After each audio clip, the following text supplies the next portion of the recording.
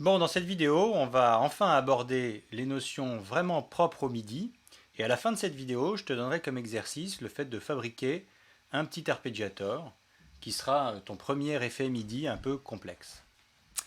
Alors tu connais déjà les deux objets qui sont à gauche de ce patch, MIDI in, MIDI out.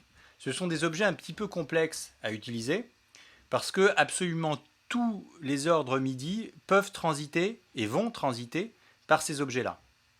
Et donc, quand tu vas faire play ou stop, ou que tu vas changer le tempo, quand tu vas lancer un clip, quand tu vas jouer une note, quand tu vas tourner un potard ici, toutes ces informations-là, elles vont passer par ces objets-là, d'une manière séquentielle, c'est-à-dire que ça va être simplement des nombres qui vont se suivre. Donc ce sont des objets qui fonctionnent très très bien, mais qui sont un peu compliqués à utiliser, c'est pas très facile. Alors moi je préfère utiliser note in, note out, et puis control in, control out. Note in, note out, ce sont des objets qui vont utiliser les notes. Hein. Donc par exemple pour contrôler un petit synthé, avec des clips par exemple, ou si tu as un clavier MIDI, eh bien, tu vas pouvoir utiliser note in et note out. Donc note in, c'est simplement un objet qui va importer le MIDI depuis Ableton Live jusque dans Max. Et note out, bah, c'est l'inverse. C'est donc un objet qui peut permettre à Max d'envoyer des notes MIDI à Ableton Live. Control in, control out, ce sont des objets un peu similaires qui vont plutôt fonctionner pour des choses telles que le pitch bend, des choses telles que les potentiomètres rotatifs d'une petite table de mixage MIDI, si tu t'es acheté une interface MIDI de ce type. Et à ce sujet, si tu as envie de tester une interface MIDI, quelle qu'elle soit, je te conseille d'utiliser ici le petit patch qui est dans Extra et qui s'appelle MIDI Tester. Voilà, avec ce petit patch-là, tu devrais pouvoir tester à peu près tu vois, tout ce qui est Aftertouch, etc., notes, etc. etc. Alors, ce qu'il faut pour bien comprendre le MIDI, c'est comprendre sa syntaxe. Alors ce qu'on va faire, c'est que j'ai fabriqué ici un petit clip où il y a juste un Do qui est joué comme ça, le temps d'une blanche, comme ça. Donc ça dure une blanche, ça s'arrête, et puis c'est joué en boucle. Voilà. Donc on regarde ce que ça donne. Tu vois, ici j'ai mis un print. Et ce qu'on obtient, c'est le chiffre 60 qui correspond à la note, au Do. Donc si j'avais voulu un Do dièse, j'obtiens un 61. Si je mets le Ré du dessus, j'obtiens 62, etc. Donc ici, on a la note qui est transmise. Là, dans la deuxième sortie, on a la vélocité qui est transmise. Alors la vélocité, tu vois que c'est 100. Et au moment où le son s'arrête, on a 0. Donc la note in transmet, en fait, dans son outlet de gauche, note in transmet la note, le pitch, et le transmet deux fois. Une fois au moment où la note est jouée, et une deuxième fois au moment où la note est arrêtée. Et puis, deuxième outlet, note in transmet la vélocité, 100, au moment où la note est jouée, et au moment où la note s'arrête, elle transmet 0.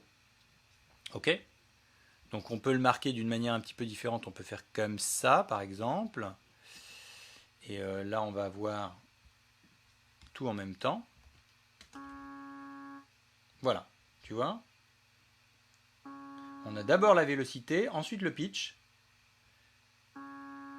qui arrive en même temps. Ok? Ce qui est important de comprendre en MIDI, si tu n'es pas familiarisé avec le MIDI, c'est que tu as trois nombres qui vont permettre de fabriquer une note. Un nombre qui correspond au pitch, donc c'est un nombre qui va de 0 à 127. 60, ça correspond à un Do médian. Un nombre qui correspond à la vélocité, donc plus ou moins fort, là aussi qui va de 0 à 127, mais 0, tu viens de le voir, ça correspond au fait que la note s'arrête. Et puis un dernier qui correspond au canal, qu'on ne va pas nécessairement utiliser ici, puisqu'on n'en aura pas besoin, puisque le canal peut permettre de séparer plusieurs claviers ou plusieurs synthés ou plusieurs instruments virtuels et de les différencier. Mais nous, comme on va utiliser pour l'instant un seul clip qui est dans une piste bien définie et qui est bien séparé des autres pistes, on n'aura pas nécessairement besoin de changer le canal. note in, note out, comme tu t'en es un petit peu rendu compte, ce qui est un petit peu gênant, c'est qu'on transmet finalement la note à la fois quand elle est émise et quand elle s'arrête. Alors il y a un objet qui permet d'éviter ça, c'est l'objet strip note. Donc l'objet strip note, il fonctionne comme ça, hop. Il prend la vélocité à droite, le pitch à gauche, et il transmet uniquement les notes au moment où elles sont émises. On regarde.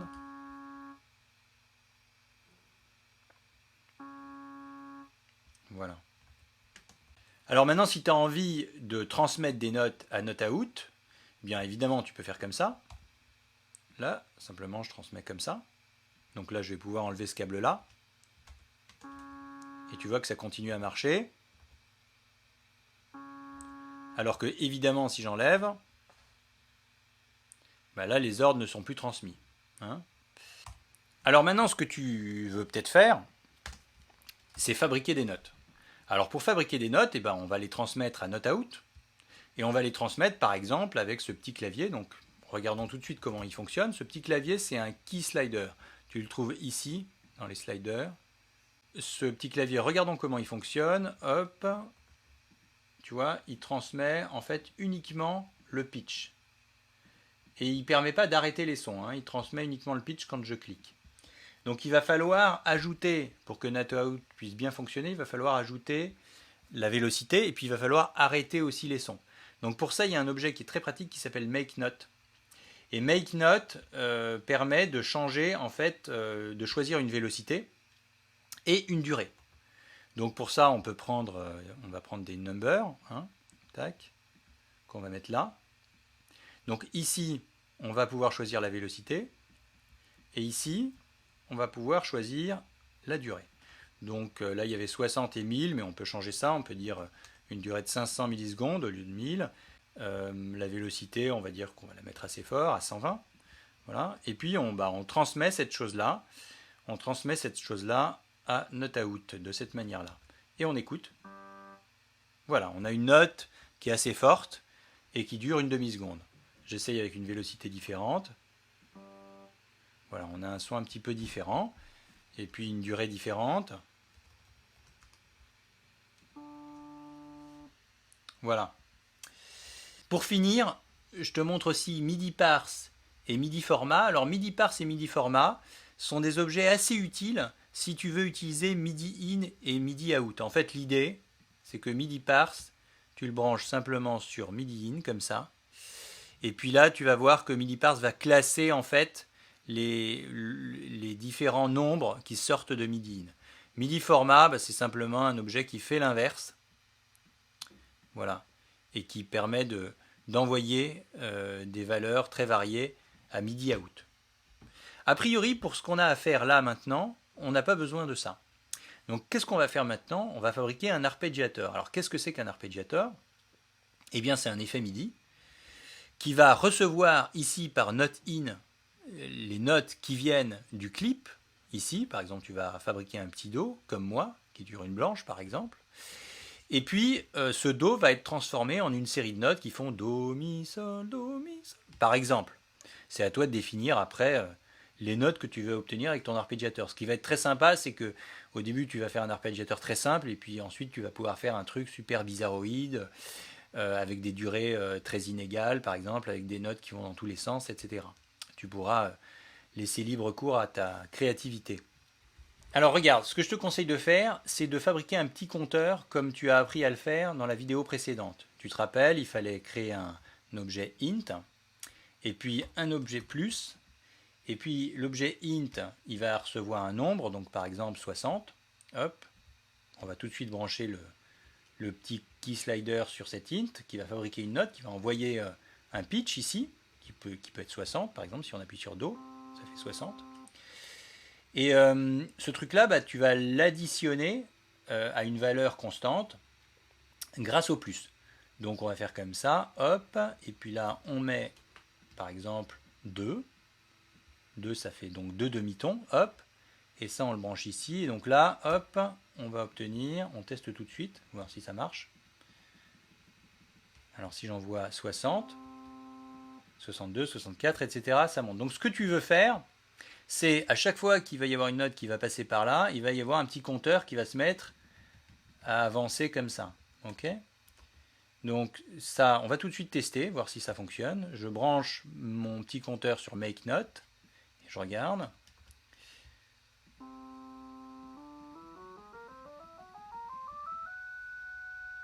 Voilà.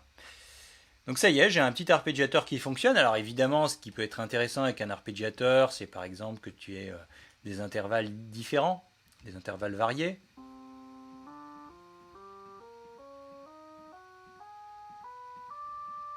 Voilà, donc si tu as des petites notions en solfège, eh bien tu sauras que pour fabriquer un accord parfait majeur, eh bien, il faut ajouter 1, 2, 3, 4 demi-tons, puis 3. Donc essayons tout de suite. Hop. Voilà, et donc pour que ça marche de manière automatique, il va falloir évidemment que tu utilises un petit métro. Il y a une solution très simple, c'est d'utiliser, je ne sais pas si tu te rappelles, mais on en avait parlé il y a assez longtemps, du métro, tu peux lui ajouter une valeur contrôlée par Ableton Live en mettant 4N. Et comme ça, tu auras un métro qui ira à la noire par rapport au tempo d'Ableton Live. Tu peux aussi lui dire 8N, etc. En fait, ce que tu peux même faire, c'est, tu vois, utiliser ce métro-là qui va se mettre à la noire, et puis là, rajouter une boîte nombre, par exemple, et dire comme ça avec cette boîte message, $1N, tu peux passer comme ça, ton métro, il va pouvoir passer à la croche, ou à la double croche, ou à la blanche, etc., simplement en changeant ici la valeur. Donc on peut tout de suite regarder si ça marche. Hop, je le mets là, comme ça pour qu'on voit.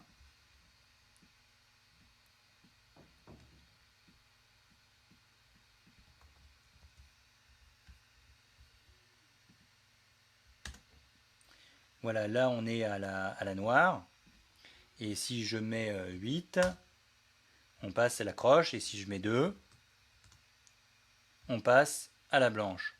Voilà, et donc là, si ton petit métro, tu le branches sur un compteur qui ensuite clique sur les bons messages ici, tu vas avoir une sorte d'arpégiator.